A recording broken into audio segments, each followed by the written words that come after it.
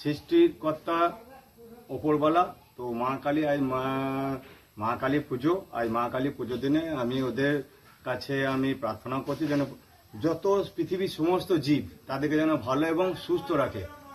বিশেষ করে যারা অবলা, কথা বলতে পারে না, তাদের জন্য যেন একটু মা দেখে।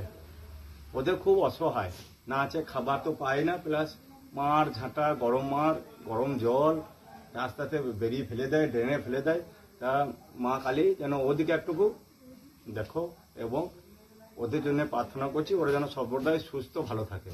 মানুষের মনের মধ্যে এমন একটা করে দাও মা, যেন ওদের প্রতি কেউ বিতৃষ্ণা বা ঘৃণা না চোখে দেখে, সব ভালোবাসার দ্বারা চোখে দেখে, ঘৃণা চোখে না দেখে। এটাই আজকে মা কালী পুজোর দিনে আমার প্রার্থনা। আজকে কালী পুজোর দিন বেশি কুচি কুচি করে দিই না, তাহলে খাবে না, বেশি কুচি কুচি করে দিই না। আজ কালী পুজোর দিন নাকি বলো? পুজোর দিনে যেগুলো ভাঙা রয়েছে সেগুলো আগে দিবি, তাহলে হ্যাঁ দাঁড়াও। এইবারে হয় হয় দিয়ে দাও, দিয়ে দাও, দিয়ে দাও, এক একজন এক একটা কুকুরকে দিয়ে দাও, তাহলে মারামারি করবে না। বাস